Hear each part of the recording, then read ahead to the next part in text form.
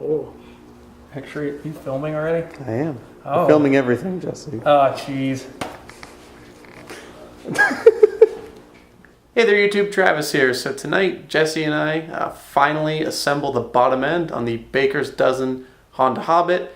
This video is a great example of when things don't necessarily go as planned, because after a 5-minute explainer we start assembly and we get so caught up in filming that we accidentally switch the seals, so we remedied that pretty quick. Also, when we go to install the cases, we take a little bit too long to explain kind of the process, and in that time the crank warms up and the cases cool down and they don't quite slide together like they should. Not every engine rebuild goes according to plan, and you get an opportunity to see kind of how we handle the situation and how we make it work. Yeah, so the easiest way to put Hobbit cases together that I've learned over the years is the pretty standard technique with doing any set of engine cases that are shaped like this, that come together with the bearings on each side of the case, unlike a E50 case, which is a clamshell style case that come together that don't really require you to have to do anything with the cases specifically.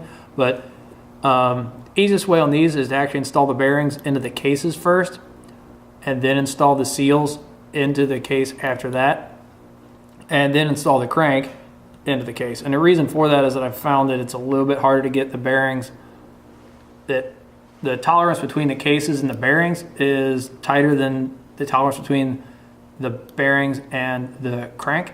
So it's easier to do it this way, because once you get the bearings set in the cases, then the crank just drops in here. Whereas if you try to do it the other way, the bearings try to fall off the crank and it gets messy. So the basic order of operation is heat up the engine cases until they're hot enough, freeze the bearings in a freezer for half an hour. Usually I set the temperatures like 350 in a small oven, and then the bearings should just drop in here with no issues whatsoever. Then I'll let these cool back down, and then freeze the crankshaft, install the seals into this thing, and then reheat these back up to about 350, and then assemble the cases together. So you drop the crank into the sides, put your gasket in here, slide the other half on here, run all your bolts down. It's not that hard. You're just mostly waiting for things to get hot and cold, but it doesn't take that long. It's the easiest way to do this without damaging anything.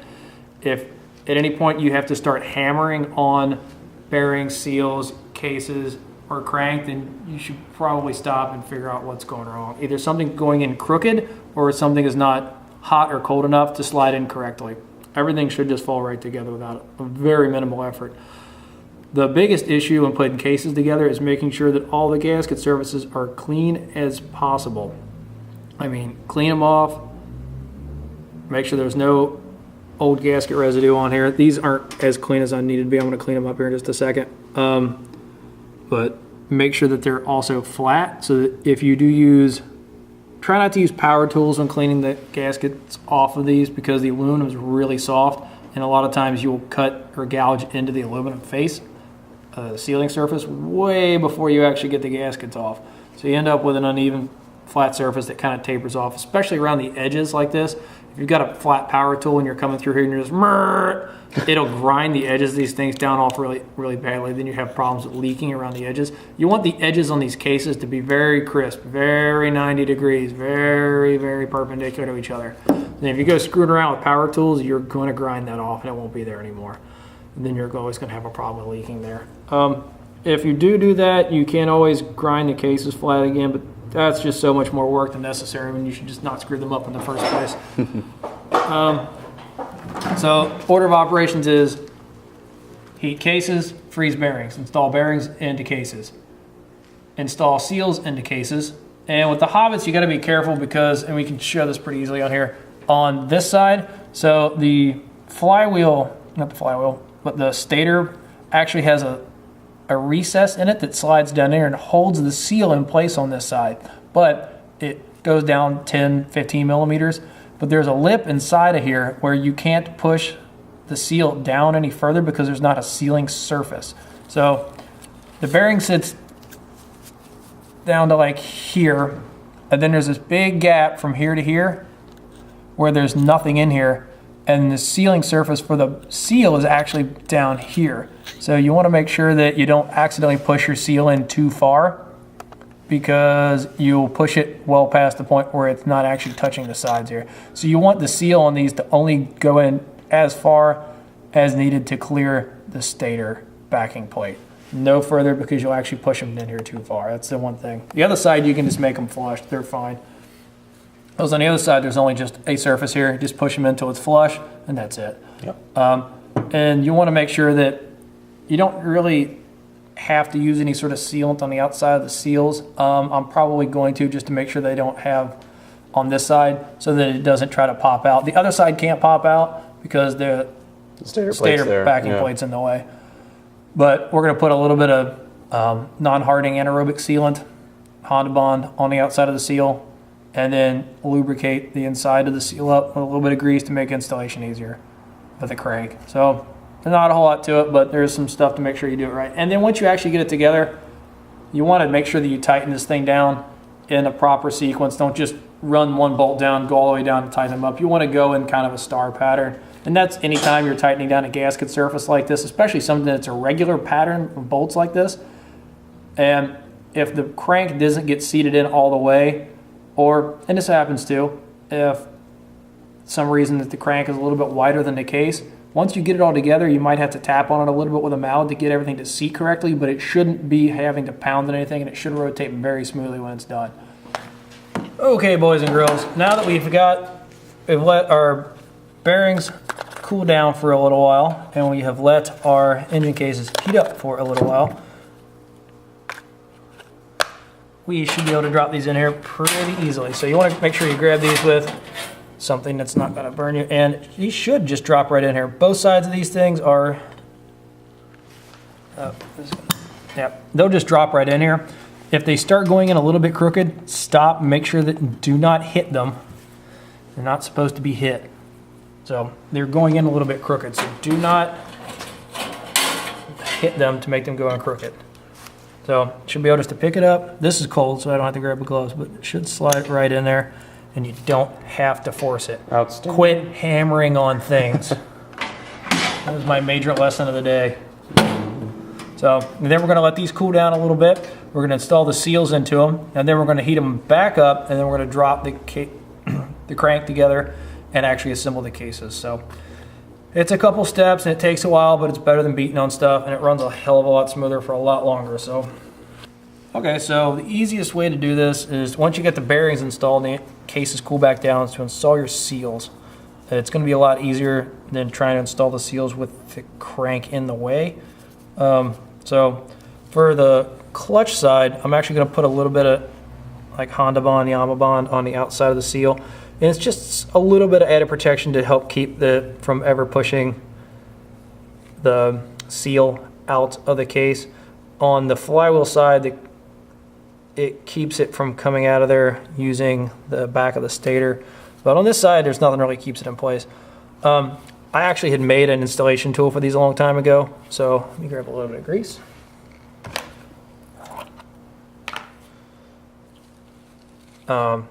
This is, if you have access to a lathe, this is not a very difficult thing to make, but basically it just holds the center of it and then allows me to install this very easily. And I put a little bit of grease on the inside here to make sure it stays lubricated, and you want that to be on the seal itself when you install it, but you don't want to accidentally get the grease on the outside because it'll mess up the Honda Bond. You don't want the Honda Bond on the inside because it'll mess up the other side of it. So anyways, on this side, all you simply have to do is just install this flush. So there's really not a whole lot to it. Might be able to just do this by hand because the Honda Bond will give me a little bit of lubrication. There we go. And that's really all you have to do to make sure that's in there. And it has to be flush. You want to make sure that you don't accidentally push the seal all the way against the bearing face, because the inner part of the bearing race is going to rotate, and you don't want that rotating against the seal face, because it rotating against there is going to melt the seal out of there. So you want to push it just so that it's flush, but not so that it's actually sitting against the bearing race. So if you look down in here, you want to see a gap between the bearing race itself and the seal. On the flywheel side, you have to be a little bit more careful because you can't install it that far down in here, but you want to make sure that it's down in there enough to not be in the way. So what I'm going to do is I'm going to use this to install this part of the way down in here, and then I'm going to get the flywheel backing plate and just bolt it down to make sure that it's down all the way. You don't want to push it too far because it'll actually fall down into here, or it'll only have half of the outside of the seal holding it in place. So you don't want to do that. And again, just for insurance purposes, same thing. Also, it lubricates it till it dries, makes it a lot easier to install. So once it dries, it'll keep it from coming out, but on the way in, it'll give me just enough motion that it's easy to install. Try to install the seals dry into there. It makes it really hard to get them pushed down in there. And so you do this on every Hobbit build? I do this on pretty much every build. Okay. Because a lot of these motors don't have anything to keep the seals from popping out, especially on like Tomos motors is really bad about it, A35s and A3s. They push the clutch side seals out of the engines really bad. Well, I am not used to being filmed, so one of the things that happens is I get concentrated on trying to talk instead of what I'm doing, and in this case, I put the wrong seal in the wrong side. On a factory Hobbit motor, the seals would be 15 millimeters or 16 or whatever they are. They would both be this seal here, which would be the 15 millimeter inside diameter seal, and that would be on both sides. Somebody along the way has decided that that's actually, they wanted to put larger seals. They put a larger crank webbing on the clutch side to keep these from snapping off. And along the way, you have a larger seal. So on some of the aftermarket cranks, you have to pay attention to because they have 17 or 18 millimeter, 17 millimeter. Is that the right one? Yeah, this is the right one now. They have a 17 millimeter seal. As a result, if you put them in backwards, you can't put your motor together. So I just simply pushed it back out of there, and then I'm going to install the correct seal on this side. Method's the same. I just had something to be paying attention to. Is that with a lot of the aftermarket ones, you have to, the seals are then directional. Yeah, we'll clean that up a little bit. And same deal on this side, just kind of slowly push it down in there. And I don't remember exactly how far down it's supposed to go, so I'm just going to push it down a little bit in here. And the back of the stator's got this little lip right here. It'll push it down to where it needs to be, so all you really have to do is just bolt this thing down on here temporarily, and then it'll... You don't even really have to bolt it down. You really just need to kind of push it down in place to make sure that it goes down in there all the way. Since flywheel and the stator doesn't rotate, you can sit right against that seal. That's how you just get the depth correctly on that. And that'll make sure it squares up that seal too. Because if you set a seal in the shaft, in the hole, you can kind of install it at an angle and it doesn't seal correctly around the shaft. But that'll help square that up too. So just make sure you put the right seal on the right side when you have the crankshafts that require it. And then we'll throw these back in the oven and get these heated up for the final assembly. And that will be that. Okay, so now that we've got everything installed in the cases, we got to put the crank in there. So we're going to use, there's two different sides here, so we're going to actually put everything, it's going to be the clutch side of the case first. And the reason for that is because all the bolts will go down through the top, so it's easy to deal with. We want to put a little bit of grease on the bearing surfaces around here, just to make it a little bit easier for the seals to slide in here. And it should just slide in here without really having to mess with it at all. So, yep. And it should just slide right in here. It shouldn't be any more difficult than that. There's the taper on these shafts is pretty smooth, so you don't really have to worry about flipping the seal, unlike say a Motovacane crank that has a circlip groove in there, which is really prone to breaking it. The next thing you want to do is get your gasket. You don't want to put the gaskets on dry. You want to put a little bit of grease on here. This is, I don't remember what kind of grease this is. It's a Silcoline grease. There's plenty of different greases. Just not like bearing grease or axle grease. They make, whatever. Just get decent grease, people. Yeah. And you do want to install these with the little connector tabs still on here. And normally I would have this so that the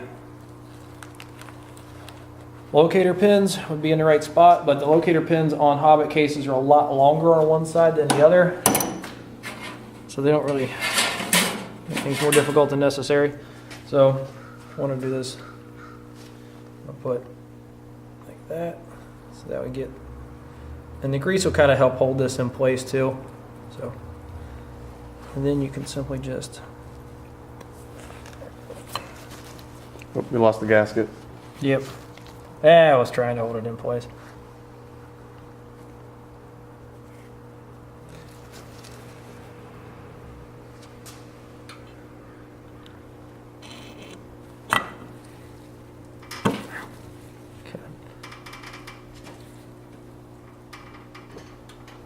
Well, 9 times out of 10, this works perfectly fine. 1 time out of 10, it gets halfway together, and then the temperature changes just enough. And it probably was because I was standing here talking because of the video instead of just doing my job. But what ends up happening is that the bearing will get halfway into the sleeve, the hole it's supposed to be retained into. Then the temperature change just starts getting a hold of it,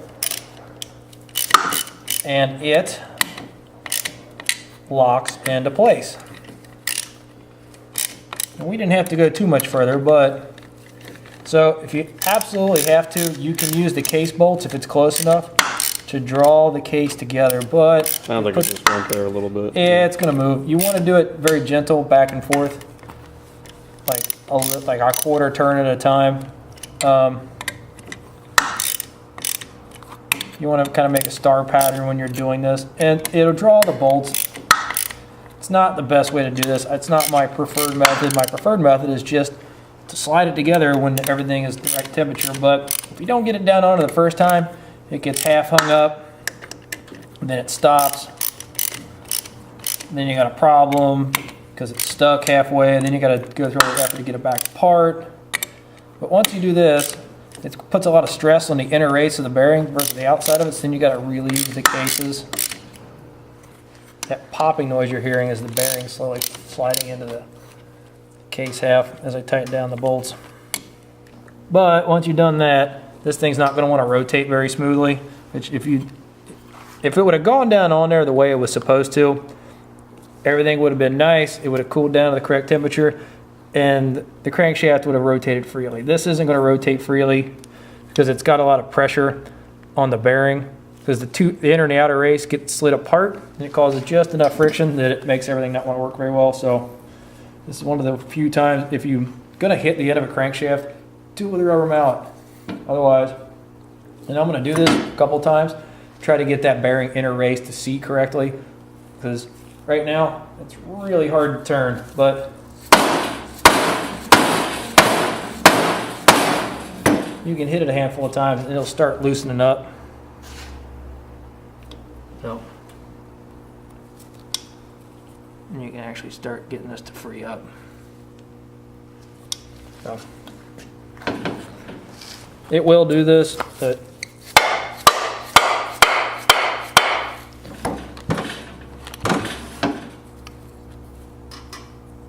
so, Hey, there we go. yep, and it's just getting the bearings to seat, because the inner and the outer race of the bearing have to be lined up pretty much on the same plane. Otherwise, it's going to cause a lot of undue stress, and it won't sit.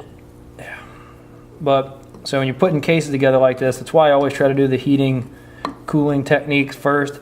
But sometimes it gets stuck halfway down on there, like we just demonstrated, because I was too busy talking instead of doing what I was supposed to do. You really have to do that very, very quickly, because aluminum cools very fast, and it doesn't take but a fraction of a second for it to just not quite be the same size anymore, and it'll just stop moving. So, but if it does do that, you can, on these cases, I would say that you can. You'd have a lot less success with the Motovican or a Peugeot case, and then once you've done that, you have to just kind of wrap on the end of the crankshaft a little bit with a dead blow mallet or something soft. If you go hitting this with something steel or even brass, you're going to mushroom the end of this crank and you're going to have a bad time. But you can do it pretty easily like this. And then tap it a couple times, very swift, direct blows. You're not trying to break anything, you're just trying to get it to settle. So, and it'll cause that crankshaft to free back up. Nice.